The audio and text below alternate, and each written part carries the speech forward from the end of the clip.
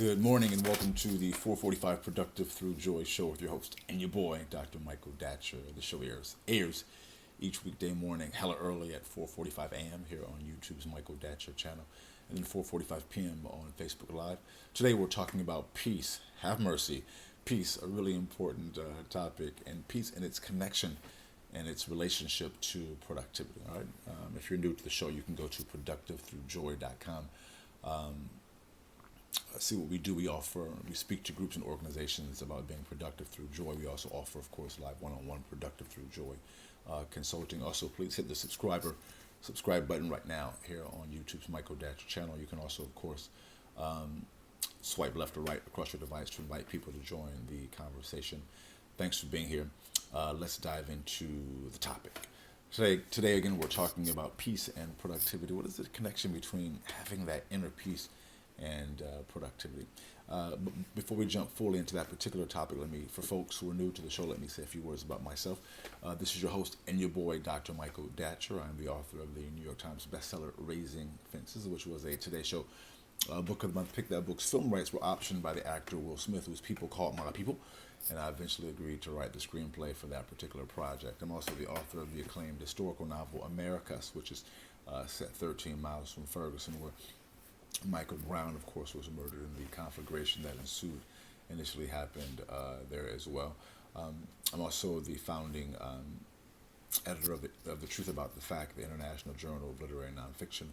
My educational background is UC Berkeley as an undergraduate. My master's is from UCLA, and my PhD is from the University of California at Riverside. I'm currently a professor of English literature at Loyola Marymount University here in Los Angeles. I'm an expert at being productive, right? I don't say that to brag or boast, but people are oftentimes surprised at my level of productivity, given how crazy my own personal narrative is. I am the product of a young girl who was raped at 16, gave birth to me at 17, and subsequently gave me up for adoption to a wonderful single divorcee. Yet at the time, there was no biological father, no adopted father. Listen, difficult times for the young MD. Yet, as Kumo D famously said, how you like me now? And if I can be this productive through joy, I know many of us can also be in that same realm as well. And that in many ways, that story, that my own narrative really inspires the business and inspires this show because we know what it's like to come from difficulty, to emerge from hardship. Folks like us have a very good built-in excuse as to why we do not ball, have not balled, will not ball. And we're here to say and to demonstrate that despite our origins, we can ball until we fall. And again, not just to have nice things, although having nice things is fine, but instead that we may inspire inspire folks who who are like us, who come from difficulty, who may not think that it's possible when you come from difficulty or hardship or a complicated background to have great success. And we're here to say, yes, you can. Yes, you can. All right. So please go to productivethroughjoy.com. Have me come out and speak to your group or organization. See about us. All right. Let's dive into the topic. Again, we're talking about peace and productivity, and that relationship, how that tie between inner peace can lead to an enhancement to a greater abundance. So let me.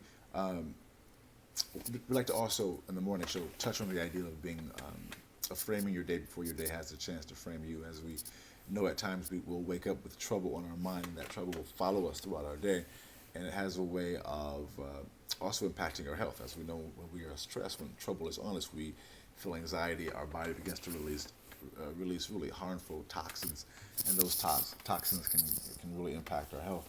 There was a major study which came out probably about a decade ago now by the CDC, which was examining the impact of racism, the stress of racism on black male bodies. I think it was a black male study, if I recall correctly,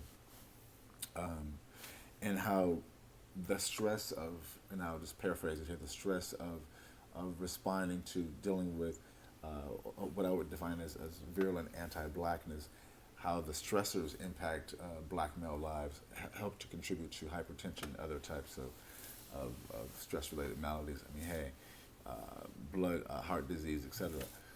It's a real thing. And when you are, and that was simply a sidebar because everyone feels stress, but when you when you also consider the impact, for example, for racialized bodies like ourselves, for those who are African American or people of color, but in particular African Americans, because the way that people respond to African American bodies, if you're black, this is what you know to be the truth.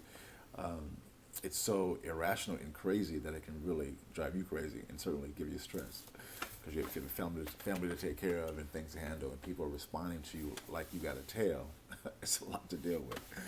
Um, and so we help people to deal with that by creating rituals for them. We do this in the context of rituals. So let me share my brief morning ritual to serve as an exemplar. So in the mornings, I wake up at 3:45 a.m. I read a couple of spiritual or business books. I do our show right now. I do our show right now at 4:45 a.m. Then at 5, I work on my current book until basically sunrise. And at sunrise, I go out to the beach. I live here along the coast in Venice Beach, California. I bring my drum. I meditate, pray, do yoga. It's a really, really powerful time early in the mornings here. And then I return to work on my book a while longer. As I go back to the beach to run up the coast all the way past Santa Monica's Pier, all the way back here to Venice to go to the gym to get my workout in at Go's Gym. So at 9:30, guys, I'm feeling amazing. My body is being flooded with endorphins, and that endorphin release gives me a sense of euphoria that I can then leverage to move myself towards my goals and objectives, which would be, of course, involve real estate, publishing, public speaking, and of course, consulting. And so we're not saying do what I do, we're saying do what you do. And we help individuals to do just what they do by helping to create a morning ritual so that they can have something to lean upon that's based upon their own belief system, based upon their own schedule, etc. So from my morning reading, now I'm reading 2 great books as a part of my morning time of reading and study. I'm reading a book called The Nag Hammadi Library, which is a compendium of basically ancient scriptures in the Gnostic tradition. I'm also reading On the Moment, a book by Carl Lentz, Lentz. He's a minister in New York. This book is about basically owning the moment, which sounds like it is what it is. But from those 2 books that I'm reading right now, of course, I replaced the books as I finished reading them, but those other 2 books I'm reading right now, and I extract some wisdom from these 2 books, my current 2 books, and I call it the morning chant. Today's morning chant is, as a meditating natural mystic, I know I am the inner light, which gives me the inner peace to manifest miracles. Again, as a meditating natural mystic, I know I am the inner light, which gives me the inner peace to manifest miracles. So I think about that throughout my day. I place it on my phone.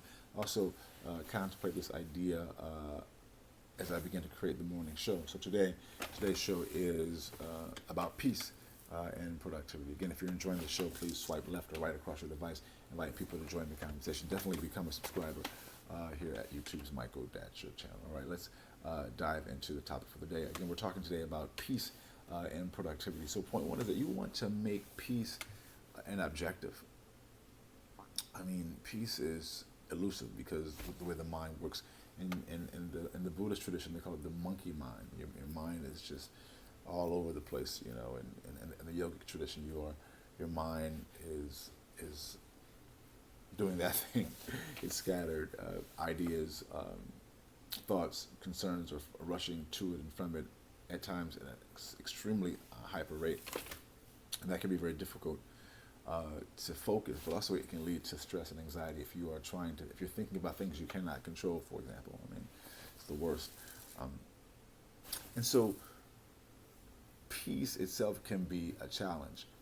However, I don't think, in my experience, folks don't always prioritize having that peace, right? Or don't know how to access it. But point 1 is you want to prioritize making peace a part of your life, right? Which goes into point 2. How do you do that? Well, when it begins to be a priority, you begin to figure out avenues to get it done. So this show is a great example. I mean, watching the show each day, is a great way to bring you peace, because we're going to bring some peace, because we're going to bring you knowledge and examples of folk who are doing it, but also just your reading. So I'm reading these 2 books now, the Nag Hammadi Reader and the Carl Lentz book. So that reading in the morning, it's that seeking of spiritual and or financial knowledge that gives me peace, because people studies find that divorce, for example, the 2 main leading causes of divorce are money, finances, and sex, right? So if you have, as a kind of odd sidebar, If your money is tight and your sex is not right, that'll give you some stress, right? But you get those things together, lo and behold, lo and behold, you got some peace in your life, right? So you want to be able to do the things that are going to bring you peace. I was in a fun way saying that hot, healthy sexual activity and money will give you some peace.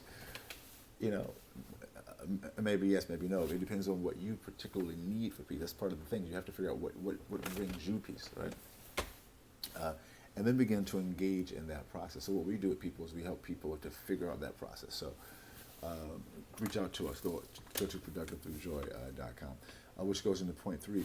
As you begin to figure out what brings you peace, you want to begin to engage in that activities and those activities every day, so it's an actual lifestyle. That's the key. I mean, peacemaking is a lifestyle. So I give you my morning chant, morning ritual, and I give that each day just to serve as as an example. It serves as an exemplar of doing something every day. The key is, it's not even what you do; it's that you do something every day that is designed to undergird you, to place you in a position to win. As you begin to do things that support you, the universe, the spirit, in my experience, seems to acknowledge that and just supports you more. That's just my experience, right? You investing in yourself in a healthy, spiritual way, for example, it just works out better. I don't understand the complete way that this works, frankly. I just know that it does. When you invest in yourself on a spiritual level and do it every day, when you are taking the time and the effort to do what needs to be done to help you, for example, have more peace, the universe conspires seemingly to help you create more peace. I know it sounds a little bit mystical, but, two things. For one, I don't know how it works exactly, but I know it does work. And at times, we don't have the capacity fully to understand fully why things happen. I'm a professor, a PhD, a scholar. And one of the things about being a scholar is that you want to also know what you don't know. Listen, I don't know how everything works and don't know how the spirit realm works completely, but I am able to see trends and see outcomes. And when you invest in yourself at a spiritual level, peace manifests, and peace leads to heightened productivity. Boom, goes the dynamite. I do know that. Thanks for being here. We air each weekday morning, hella early at 4:45 a.m. and go until 5 a.m. here on YouTube's Michael Datcher channel, then 4:45 p.m. and go until 5 p.m. on Facebook Live. Definitely hit the subscriber button now on the channel. Get all these videos for free. I did say free. 1, 2, 3, 4, free. Holla at me and have me come out and speak to a group or organization. Thanks for being here. We'll see you this afternoon at 4:45 p.m. I think that's it. Until then, let's talk about it and be about it. Deuces.